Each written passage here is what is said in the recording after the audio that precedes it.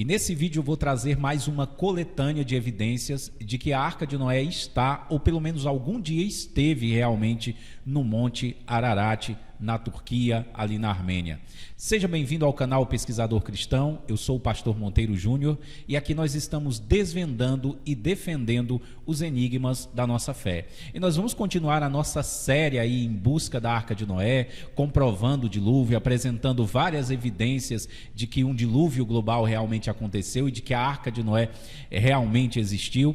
E nesse vídeo eu vou te mostrar novas evidências que eu não mostrei nos vídeos anteriores, ok? Mas eu vou começar falando de algumas evidências que eu já falei em alguns vídeos para a gente somar tudo isso, para a gente chegar a uma conclusão no final desse vídeo, tá certo? Então, se você não assistiu os outros vídeos, né, eu vou falar de algumas coisas que eu já falei em vídeos anteriores, porém de uma forma mais reduzida, mais resumida. Então, se você se interessar por algumas das evidências que você vai ver aqui, volte lá e assista a série desde o início, porque eu falo com muito mais detalhes, com muito mais, de maneira mais específica, tá bom? Então vamos começar. Evidências de que a Arca de Noé está realmente no Monte Ararat, de que ela existiu e que ela está no Monte Ararat. Vamos começar. Bom, nós já falamos anteriormente das centenas de lendas de um dilúvio global, não é? Vários povos do mundo têm lendas de um dilúvio. Aqui nesse livro, por exemplo, de Tim LaHaye, que eu mostrei em vídeos anteriores, ele faz aí uma coletânea, ele faz um estudo e reúne uma coletânea de 212 relatos em praticamente todo o mundo. Então, todos esses lugares que vocês estão vendo aí no nosso mapa, que tem uma estrelinha, são lendas de um dilúvio, lendas muito semelhantes àquilo que a Bíblia ela fala sobre o dilúvio global. Inclusive, essas lendas falam até de arcas semelhantes à Arca de Noé, né? Nessa imagem aqui que você está vendo é a representação da Arca de Noé nessas outras lendas. Então perceba que nesse mapa mundi que nós temos aqui, nós temos uma arca redonda, né? Nós temos em uma outra localidade a arca é uma caixa, em outra localidade é um tipo de barco, em outra localidade ela tem velas, né? Mas em todos esses lugares aqui, nós temos o relato de um dilúvio global e temos o relato de uma grande embarcação que, embora mude de aparência, né, mas pode indicar que é o mesmo relato, é a mesma história, né? Como eu já falei nos vídeos anteriores, esses povos, eles relatam o mesmo acontecimento, uma terra sendo destruída por uma grande inundação e algum herói ali, alguma pessoa salvando algumas pessoas e salvando animais também, sementes, como eu já mencionei. Então isso é muito interessante, né? Nós sabermos que a história que é contada na Bíblia, ela não está somente na Bíblia, ela está em todo o mundo, né? E se está em todo o mundo, é bem provável que tenha acontecido um dilúvio global, como a Bíblia ela descreve. Então esse é um ponto aí, vamos dizer assim, uma evidência de que a arca pode ter sido verdadeira, né? E ela pode realmente ter repousado ali no Monte Ararat. Mas vamos prosseguir, né? Nós temos ali no entorno ali do Monte Ararat, na região da Mesopotâmia, nós temos artefatos arqueológicos que foram descobertos que falam dessas lendas, né? Por exemplo, essa tábua que você está vendo aqui, essa tabuleta babilônica de 4.000 anos, ela dá instruções para a construção de uma arca. Ela diz como a arca ela deve ser feita. Embora não seja o mesmo formato, né, da arca bíblica, mas não é interessante um texto de 4.000 anos falando sobre a construção de uma arca para escapar de um dilúvio, de uma inundação global? Então, quando nós pegamos a história da Bíblia de maneira isolada, né, nós podemos até pensar, isso deve ser uma invenção, isso pode ser somente algum registro religioso, mas não, nós temos artefatos arqueológicos em outras culturas, nesse caso a cultura babilônica, onde está dando instruções para a construção de uma arca. Nós temos também a epopeia de Gilgamesh, que eu já falei também, tudo isso que eu estou falando até agora, eu já falei em vídeos anteriores, tá? Aqui é um resumão do que eu já falei, embora eu não vou pegar todos os pontos, ok? Mas nós temos a epopeia de Gilgamesh, que também menciona um dilúvio, pessoas e animais sendo salvos em uma embarcação. Então, essa tabuleta que você está vendo aí escrita cuneiforme, ela fala exatamente dessa história de pessoas sendo salvas em uma arca, em uma embarcação. Nós temos também aqui do lado o mito acadiano de Atarhazes, né, que é o dilúvio de Atarhazes, onde ele constrói um barco para escapar de uma inundação e ele embarca sua família e animais no barco para preservar a vida. Parece com a história da Arca de Noé, é idêntica, né? Embora tenha discrepância, mas um texto com diferença aí de 1000 anos ou alguns anos a mais, mas que está falando basicamente da mesma coisa, né?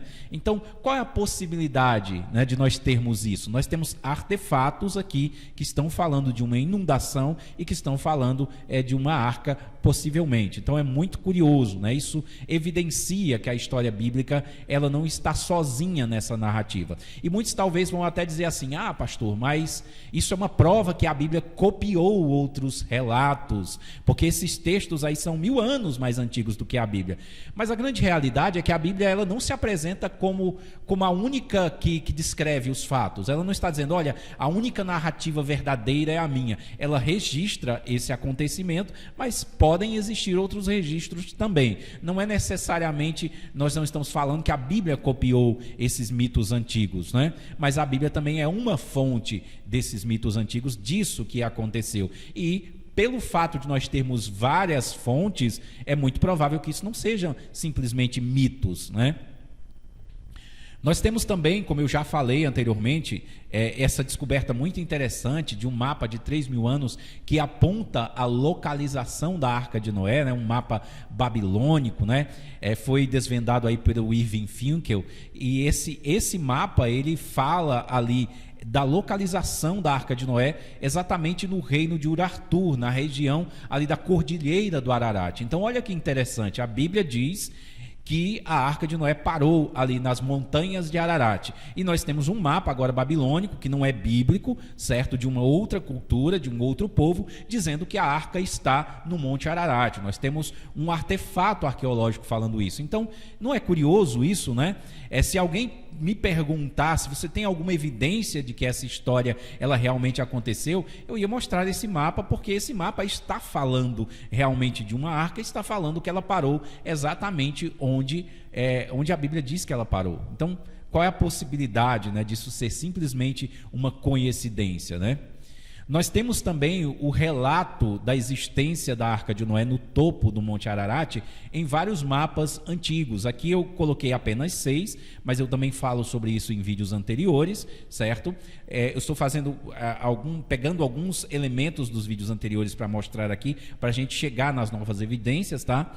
E nós temos aqui, por exemplo, o mapa no topo do Ararat, nesse mapa antigo. Nesse outro mapa antigo também temos a arca no topo do Ararat, aqui também. Então, a cartografia antiga, ela está cheia de representações mostrando a Arca de Noé ali no topo do Monte Ararat. Então, nós temos mapas ali praticamente do 1º, 2º, 3º século, já temos e vindo para frente aqui no tempo, mostrando a Arca de Noé no topo do Monte Ararat. Então, qual seria a possibilidade disso acontecer com algo que nunca aconteceu, com algo que nunca existiu, com algo que é somente uma lenda, né? Nós já temos o quê? Nós já temos registros em todo o mundo, nós já temos artefatos arqueológicos e agora temos mapas, né? Nós temos também a genealogia armênia, que eu mencionei também, onde os armênios, eles afirmam que vieram de Jafé, filho de Noé. Eles têm até documentos comprovando isso. E a ciência não desmente isso, né? Eles são realmente descendentes de uma pessoa em comum, né? E eles se reproduziram consanguinamente em vários momentos ali por períodos muito longos, né? E eles têm isso como história. Veja, para os armênios, eles são descendentes, assim como você conhece a história aí do país onde você está, da cidade onde você está, eles conhecem a história de que eles são descendentes de Jafé. Então, nós temos aqui Moisés de Corém, onde ele fala sobre isso, onde ele traz toda a genealogia armênia aqui partindo ali de Jafé. Então, muito interessante, né? Isso tudo ali no entorno do Monte Ararat, porque nós sabemos que o Monte Ararat fica ali na Armênia, fica ali na Turquia, fica naquela região ali e é compartilhado por vários povos ali. Nós temos também, como eu mostrei, a cidade de Nakhchivan, que a tradução é o lugar de Noé, a primeira parada, o primeiro lugar de desembarque. Essa cidade é muito antiga, não é? Para vocês terem uma ideia, nós temos o túmulo de Noé na cidade de Nakhchivan. Essa tradição remonta aí quase 1.500, 1.300 anos antes de Cristo. Então, veja bem, nós temos a cidade de Nakhchivan ali, aos pés do Monte Ararat, que o significado do seu nome é lugar de Noé, primeira parada, primeiro lugar de desembarque. Inclusive, eu coloquei aqui a foto do Flávio Joséfo, historiador judeu do primeiro século, para eu não esquecer que ele registra isso no século I. Ele registra o nome da cidade de Nakhchivan e diz que esse nome significa lugar de Noé, primeira parada e primeiro lugar de desembarque. Essa cidade existe até hoje. E nessa cidade nós temos o túmulo de Noé, né, que eles acreditam ser o túmulo de Noé, e a sua tradição já remonta quase 1.500 anos antes de Cristo. Então, por mais que você diga assim, isso é uma tradição religiosa, né, isso aí é simplesmente um costume, esses locais de peregrinação, mas um lugar de peregrinação de mais de 1.500 anos antes de Cristo, onde as pessoas entendem que aí é o túmulo de Noé, né, é muito próximo da data do dilúvio ali, né, pertinho da data do dilúvio. E essa teria sido uma das primeiras cidades fundadas depois que Noé e os seus filhos aí saíram da arca ali, né? Então, muito curioso isso está exatamente ali aos pés do Monte Ararat, né? E o interessante, eu fiz uma lista aqui, essa daqui é informação nova que eu não trouxe nos vídeos anteriores, onde eu coloquei alguns lugares aqui da Armênia, da Turquia e do Irã, que estão ali no entorno do Monte Ararat, né, que tem nomes antigos muito curiosos, né, como por exemplo na Armênia Erevan, que é uma cidade, eu vejo isso, né, a capital da Armênia. Nós temos Eshmiadzin, que é aqueles que desceram, nome de um mosteiro onde supostamente existem peças da Arca de Noé. Então, aqueles que desceram de onde? Do monte, desceram da arca, né? Então, veja que é uma possível referência, né?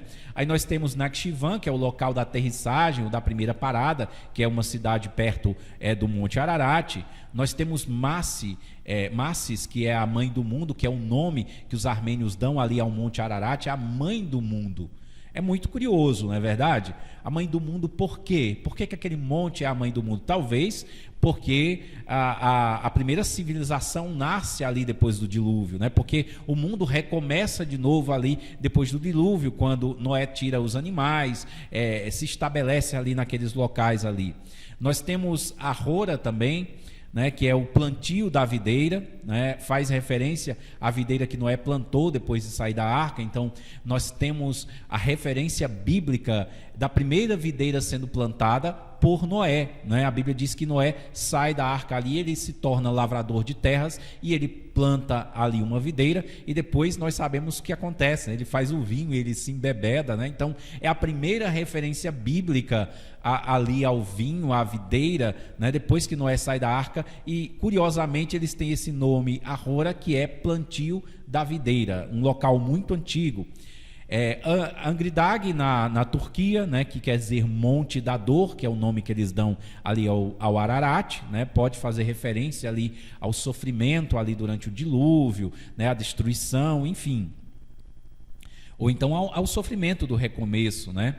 Nós temos também Masher, né, na Turquia, que é dia do juízo final. Talvez se refira à punição catastrófica do mundo ali, porque aquilo foi um juízo, né? Nós sabemos que foi Deus julgando a terra e destruindo a terra, né? Nós temos Kargakonmas, nome difícil de falar, que a sua tradução é o corvo não vai pousar, ou seja, o corvo não pôde pousar. Faz referência ao corvo retornando à arca, né? Nós sabemos que na história da arca, Noé solta um corvo ali, ele não pode pousar e ele acaba voltando para a arca. Então é muito interessante. Nós temos Ankara também na Turquia, que recebe o nome de âncora, né? É uma âncora de um navio. Nós temos também ali na Armênia e na Turquia vários locais que têm pedras de âncoras, pedras com um buraco no meio, que são âncoras ali, né? E muitos acreditam e até defendem que aquelas âncoras eram usadas para estabilizar a Arca de Noé quando a arca estava ali ainda nas águas do dilúvio, e curiosamente estão espalhadas por aquela região. E nós temos também Temanim, né, no Irã, que quer dizer os 8, né, o número de pessoas que sobreviveram ao dilúvio. Então, olha que interessante, é curioso, né, que todos esses locais ali em volta do entorno do Ararat, eles têm nomes, eles têm monumentos, eles têm achados arqueológicos, eles têm vários sinais que apontam para a Arca de Noé e que apontam para o dilúvio. Então, qual seria a possibilidade disso ser somente uma tradição e não verdade, né? Mas vamos prosseguir aqui. Eu mostrei também nos vídeos anteriores essa moeda do século III de Apameia, da cidade de Apameia, que homenageia aí a tradição da Arca de Noé no Monte Ararat, né, onde você tem Noé aí dentro dessa caixinha com a sua esposa e o nome de Noé no meio da moeda, né? Então, desde muito tempo atrás já se reconhece que a arca está no Monte Ararat, né? Desde muito antes disso, antes dessa moeda, essa é apenas uma prova disso, né? Nós temos também essas células turcas modernas, onde você tem o relicário aqui, onde você tem a montanha do Ararat atrás, uma pomba, mais embaixo nós temos animais de um lado, do outro, a família de Noé, né? Nós temos uma pomba voando aqui também, e nós temos a arca lá no topo do Ararat, né? Então, esse povo reconhece que a arca está lá, eles creem e acreditam, e muitos daqueles lugares já viram a arca. Para eles não é uma lenda, para eles não é uma história bíblica. Nós temos também aqui uma moeda armênia mais moderna, onde nós temos a arca navegando sobre as águas do dilúvio, nós temos o Ararat atrás, o sol e uma pomba aqui na frente também. Então, muito interessante o reconhecimento que eles dão, a tradição de que a arca está lá. Para eles isso é certeza, tá certo? Nós temos também o relicário armênico, né, que na igreja da Armênia, um relicário que está na catedral da Armênia, que tem uma madeira aqui, que é esse pedacinho quadrado que vocês estão vendo aqui no meio, com essa cruz cravada, que seria um pedaço da Arca de Noé que foi dado a Jacó de Nisibis, né? Então essa madeira preta aqui muito antiga, essa parte de dentro aqui seria um pedaço que eles retiraram da Arca de Noé. Então, para eles isso é um pedaço da Arca de Noé. Então, são sinais interessantes. Além desses artefatos arqueológicos, além da tradição, além da genealogia armênia, além de tudo isso que eu já falei até aqui, nós temos os relatos históricos de historiadores durante vários períodos. Por exemplo, o Berossos, como eu coloquei ele aqui primeiro, aqui tem 10 apenas, mas tem mais, como eu já fiz um vídeo falando só sobre isso, tá? O Berossos, ele escreveu no século III a.C. que a arca estava no topo da montanha e que as pessoas subiam até lá e arrancavam pedaços ali de betume e levavam para sua casa e usavam como amuletos, usavam para remédio e para vários fins diferenciados. Nós temos Nicolau de Damasco também, que escreveu que a arca estava lá no topo da montanha, que era vista. Nós temos Teófilo de Antioquia, que também escreveu a mesma coisa. Nós temos Epifânio de Salamina, e aqui nós estamos vindo mais para cá no tempo, onde várias pessoas e vários historiadores em seu tempo afirmaram que a arca era vista no topo do Monte Ararat. Então, nós temos Epifânio de Salamina, que fala com ousadia. Ele diz: olha, vocês acham que nós não podemos provar a nossa religião? Acaso a arca não está lá no topo da montanha? Vocês não podem ver ela lá? Se vocês forem para lá, vocês não vão encontrar também os restos do altar que Noé ofereceu sacrifício a Deus? Então ele fala com ousadia. João Crisóstomo também fala, né? Olha, o dilúvio realmente não aconteceu, a arca não está lá na montanha, vocês não podem ver. Então todos eles falam como se fosse algo certo, certeza. Eles não estão tentando provar para as pessoas que a arca existia, eles estão dizendo: olha, vocês não estão vendo lá? E também Isidoro de Sevilha fala isso. Al-Mas'ud, que foi um explorador árabe que andou por vários lugares, escreveu também que viu que a arca era vista naquele lugar. Ailton de Córicos também escreveu a mesma coisa. Marco Polo também escreveu a mesma coisa, que a arca estava lá no topo da montanha. E Adão de Oleários viu até um pedaço da Arca de Noé. Então, olha que interessante. Qual é a possibilidade de nós termos, desde o século III, pessoas falando ali, século 3 a.C., falando a arca está lá, a arca pode ser vista lá, e vários outros historiadores concordando com isso, se ela não estivesse. Nenhum deles está tentando no seu texto, na sua fala, provar nada, certo? Mas eles estão falando com certeza. E nós temos também os avistamentos modernos, tá? Não foi só no passado que se viu a Arca de Noé. Nós temos, por exemplo, em 1917, eu falei em vídeos também, uma expedição russa que viu a Arca de Noé. Dessas pessoas é Batov Fedor, em 1917 teria visto a Arca de Noé e narrou a Arca ali como uma grande embarcação parecida com um vagão de trem, onde você tem espaços para animais e tudo mais, 3 andares.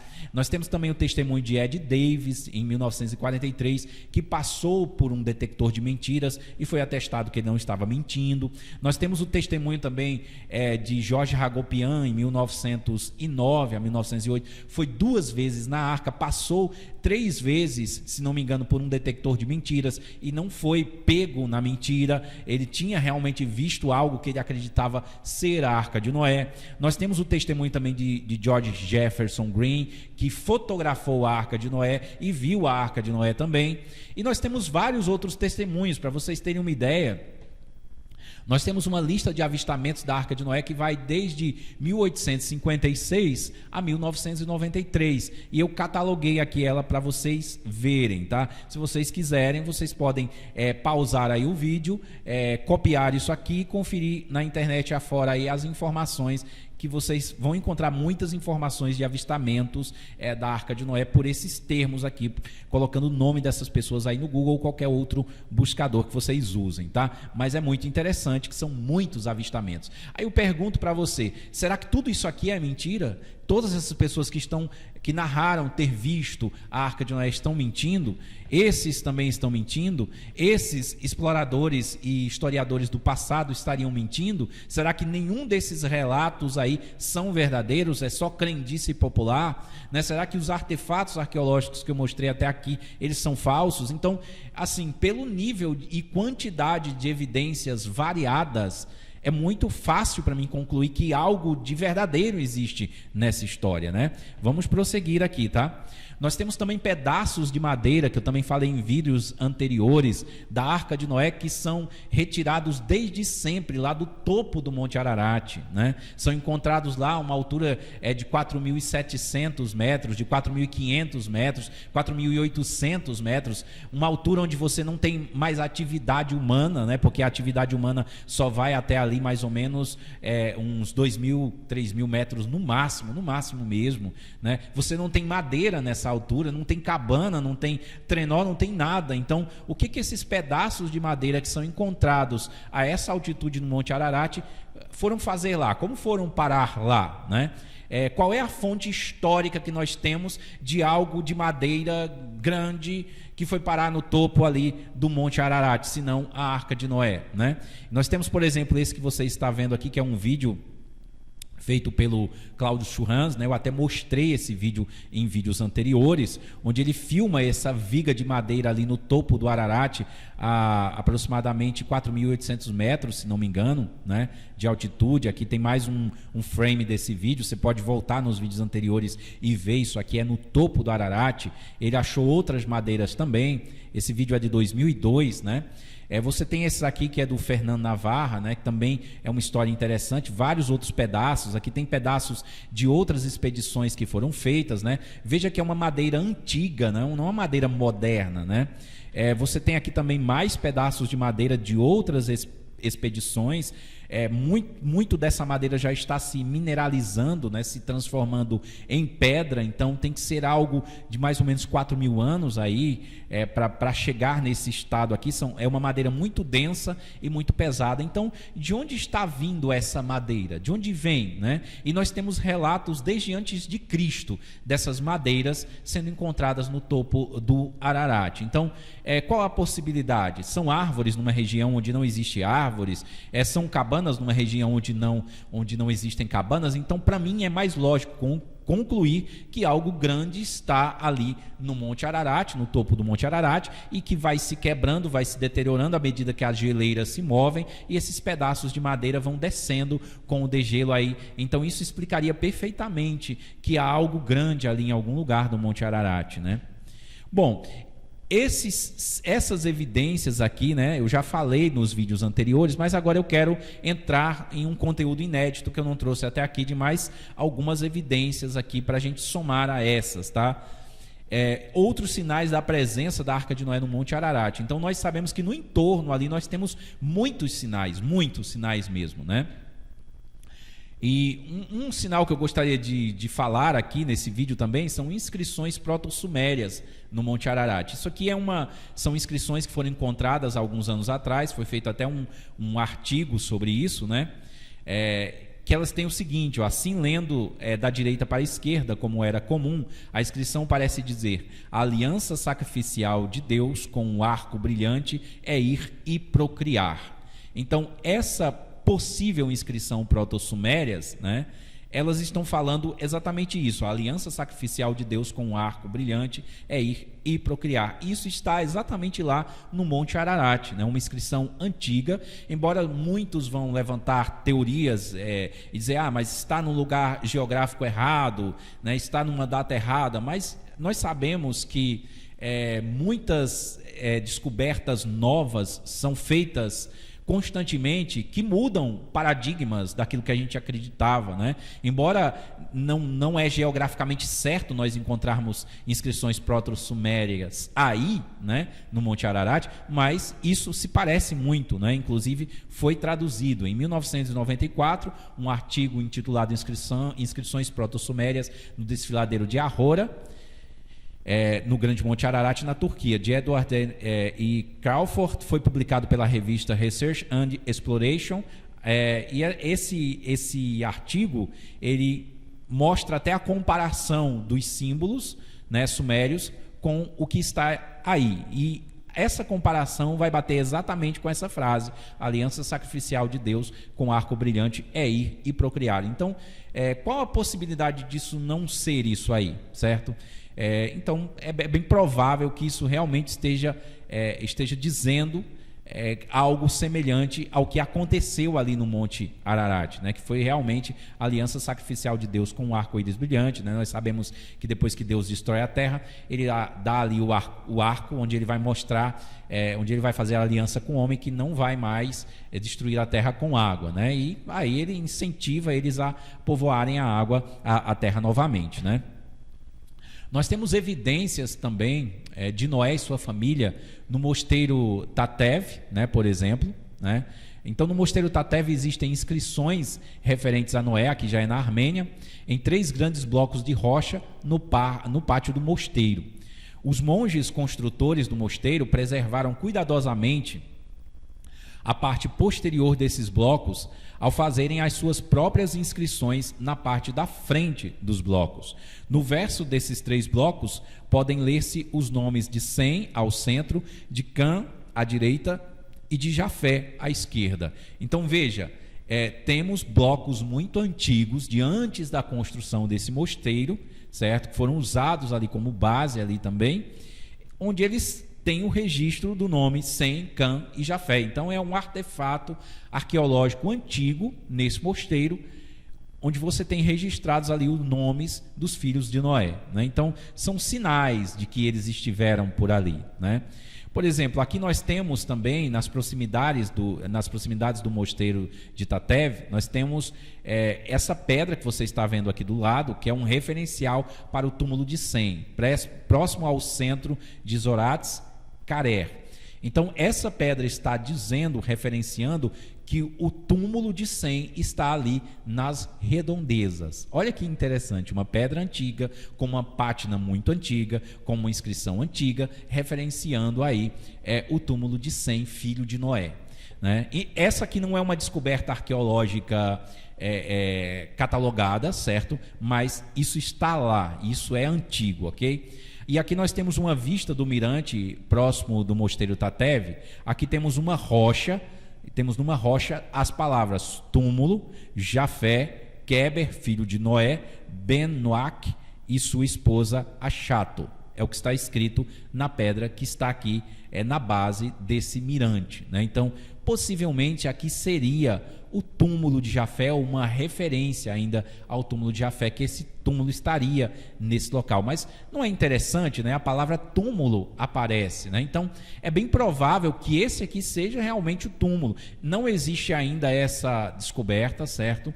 Mas isso pode sim realmente vir a ser descoberto posteriormente, ser reconhecido posteriormente, depois de estudado. Porém, muitas pessoas acreditam que aí é realmente o local, aos pés do Monte Ararat, do túmulo de Jafé. E uma outra evidência também interessante, essa saiu aí em vários jornais também, em vários sites, no que se refere a vinhedos ali naquela região do Monte Ararat, né? Por exemplo, eu vou ler aqui o meu resumo para vocês entenderem do que eu estou falando. Na parte centro-sul da Armênia, não muito longe do Monte Ararat, onde supostamente Noé plantou os primeiros vinhedos depois do dilúvio universal, os cientistas acreditam que está o berço da vinicultura mundial. Em 2007, o vilarejo de Arene ganhou notoriedade após a descoberta de um sítio arqueológico onde pesquisadores encontraram o primeiro sapato e também a primeira vinícola da história. Olha que coisa curiosa, né? Olha que coisa interessante. Então veja, nós temos na Bíblia a narrativa de que a primeira pessoa que plantou um vinhedo depois do dilúvio ali foi Noé, né? Por exemplo, aqui em Gênesis 9, 20 e 21 diz: E Noé começou a ser lavrador de terra e plantou uma vinha, e bebeu do vinho e embriagou-se, e descobriu-se no meio da sua tenda, ou seja, ficou nu, né? A Bíblia narra essa vergonha aí de Noé, depois que plantou o vinhedo e fez o vinho. E curiosamente, né, a primeira referência histórica do cultivo, da domesticação de sementes de uva, do primeiro vinhedo realmente que nós temos, de onde vieram os primeiros vinhedos, foi exatamente ali no entorno do Ararat. Então, qual a possibilidade disso ser coincidência, né? A Bíblia está nos dizendo aqui que Noé, uma das primeiras coisas que ele fez foi plantar uma vinha, e agora os cientistas, estudando em 2007, descobrem o primeiro vinhedo, que é exatamente ali na região onde Noé teria plantado o primeiro vinhedo, né? Então, quando nós olhamos para isso, nós entendemos que a Bíblia, ela é bem exata, ela fala a verdade naquilo que ela afirma, né? E aqui nós temos as cavernas onde foram encontradas essas sementes, aqui nós temos os locais onde eram colocados ali, né, o vinho, nós temos um lagar também, e foi encontrado também um primeiro sapato, um sapato de couro ali, né? Não sei se usado por Noé e seus filhos, né, ou por alguém daquela região, mas a realidade é que hoje se sabe que esse cultivo de uvas veio daquele lugar ali. Então, não é interessante, né? Então, como duvidar desse tipo de evidência, né? Então, se isso está caminhando para algo tão certo, se esses sinais eles estão batendo com o que a Bíblia fala, por que nós não devemos acreditar que a Bíblia é verdadeira no que ela diz em relação à Arca de Noé e ao dilúvio? Mas vamos prosseguir, porque ainda temos mais algumas evidências. Nós temos também petróglifos ali naquela região ali da Armênia, por exemplo. Existe um painel em Ukhadzar, que é frequentemente apontado por guias locais e entusiastas como sendo o petróglifo de Adão e Eva. O petróglifo mostra um homem, uma mulher e uma serpente. A mulher estaria pegando o fruto proibido de uma árvore. Então aqui você tem o petróglifo, né? Você tem a serpente aqui, claramente uma serpente. Aqui você teria uma figura masculina, uma figura feminina. Isso aqui possivelmente seria a árvore, né, onde ela estaria colhendo o fruto proibido. É claro que existem alguns criacionistas acreditam que isso aí foi alguma referência que a família de Noé teria feito à história de Adão e Eva, ou aquelas pessoas ali registraram aquilo que eles conheciam para que não se perdessem. Outros também acreditam que o paraíso, né, eu vou falar isso em outros vídeos, era naquela região da Armênia. Eu falarei sobre isso, farei outro vídeo sobre isso, e portanto você tem esses registros. Esse petróglifo aí, ele também não é reconhecido como sendo um petróglifo falando sobre Adão e Eva, né? Mas Eu confesso para você que é muito difícil pensar o contrário, né? Porque é muito parecido, né? Então é um petróglifo aí datado em 7.000 anos, né? Que mostra essas imagens aí. Se ele for feito pela família de Noé, obviamente ele não tem 7.000 anos, né? Nós temos que colocar a data mais próximas, mas é muito interessante aí você encontrar esses registros. Existem outros petróglifos ali naquela região também, muitos petróglifos com animais, com arco-íris, né? Muitas outras evidências ali que podem apontar para aquele lugar ali ser o lugar onde o dilúvio ali começou, onde a arca pousou ali, né? Mas eu não trouxe aqui para vocês, para o vídeo não ficar muito grande. Nós temos também Göbekli Tepe, um registro dos animais antes do dilúvio, né? Esse sítio aqui de Göbekli Tepe, eu não vou falar agora profundamente, porque eu farei um vídeo só disso. É muito interessante essa descoberta. É uma descoberta de 12.000 anos mais ou menos, né? Está datado em 12.000 anos, embora muitas pessoas discordem dessa datação, né? Mas basicamente é um local muito maior do que Stonehenge. Você tem várias construções megalíticas ali enormes, onde você tem vários animais de diferentes espécies, tá? Muitos animais mesmo, animais que não existem no local, né? E você tem vários outros registros ali, também da pecuária. Você tem registros ali de pessoas cultivando a terra, fazendo várias coisas ali, que não se encaixam com o período em que eles dizem que se encaixa, né? Eles defendem que esses lugares, né, de Göbekli Tepe foram feitos aí por caçadores e coletores. O que não acharam ferramentas aí, não acharam, mas todas essas coisas do passado a gente sabe que são bem enigmáticas, né? Bom, a localização de Göbekli Tepe o coloca no coração geográfico do contexto do dilúvio bíblico. É bem pertinho ali do local do Monte Ararat. Contém esculturas de animais, pássaros, insetos e todo tipo de fauna. Muitas das espécies retratadas, como gansos, tatus, javalis, não são nativos da região, não se encontra na região. Então, olha que interessante, né? Muita gente fala assim, como é que Noé levou um coala? Como é que Noé levou um canguru? Como é que ele levou vários outros animais que são de locais geográficos? Aí nós temos animais de vários locais registrados nesses megálitos aí. Animais que não deveriam estar aí. Então olha que coisa interessante, tá?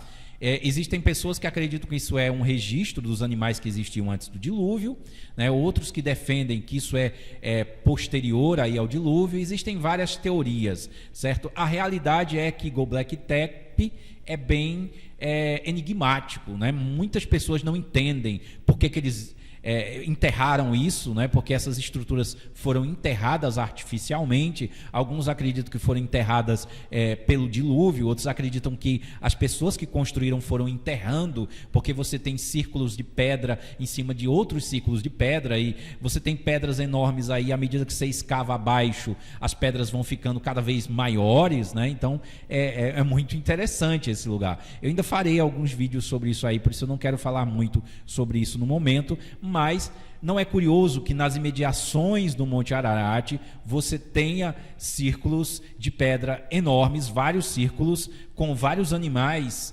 retratados nele, né? E aí são só um exemplo de alguns animais, né? Javalis, touros, aqui você tem gansos, né? Você tem tatus e outros animais. Então é muito interessante. Então, o que você acha? O Monte Ararat é um local extremamente enigmático, né? Aquela região ali do reino de Urartu, do antigo reino de Urartu, aquela região ali da Cordilheira do Ararat, ela traz muitos sinais de que um dilúvio aconteceu e de que a arca está ali ou esteve ali em algum momento. É claro que pode ser que a arca não exista mais, que ela, nesse período de 4.000 anos, muita coisa pode ter acontecido com ela, mas ainda é possível nós encontrarmos madeira lá e muitos outros sinais de que isso aconteceu. Então, como eu poderia olhar para tudo isso que eu estou mostrando aqui? Eu não estou mostrando tudo ainda, tá? Se você for nos vídeos anteriores, você vai ver várias outras evidências que eu já mencionei aqui. Eu fiz o resumo de algumas delas no começo desse vídeo. Mas como eu poderia olhar para tudo isso e dizer, não, isso é conversa, isso é história, isso é lenda. Então, se eu for realmente um historiador, se eu for sério nisso, eu tenho que olhar para essas evidências e no mínimo pensar, poxa, existe algo de verdadeiro aí.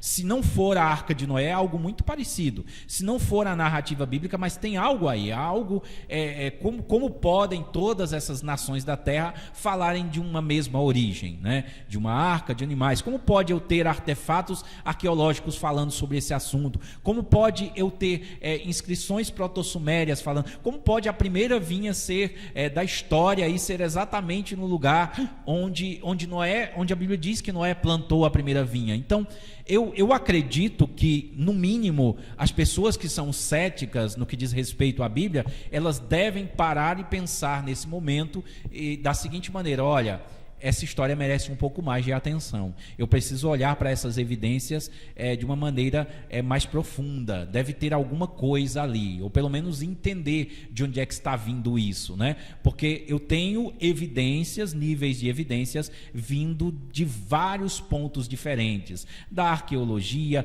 da tradição, de documentos dos armênios, da história, de mapas antigos, narrativas feitas por historiadores sérios, que não tinham interesse de defender a religião. Então, isso me parece uma coletânea de provas, né? Quando eu olho para isso, me parece uma coletânea de provas e uma coletânea de evidências. E por menos do que isso, muitas pessoas, muitos lugares, né, como Troia, por exemplo, como vários outros lugares históricos que são considerados descobertos hoje, foram considerados verdadeiros, né? Mas enfim, nós estamos discutindo aqui sobre a Arca de Noé. O que você achou dessas evidências? Você acha que eu posso estar certo nisso? Você acha que isso é evidência realmente de que a Arca de Noé existe? Deixa seu comentário aqui embaixo, comenta, eu quero ouvir a sua opinião. Se você tem mais alguma informação sobre essas questões que eu trouxe aqui, comenta aqui embaixo. Se você acha que isso é loucura, comenta aqui embaixo. O importante é nós analisarmos essas evidências e essas provas. E esse foi o vídeo de hoje. Eu espero você no próximo vídeo. A graça e a paz de Cristo.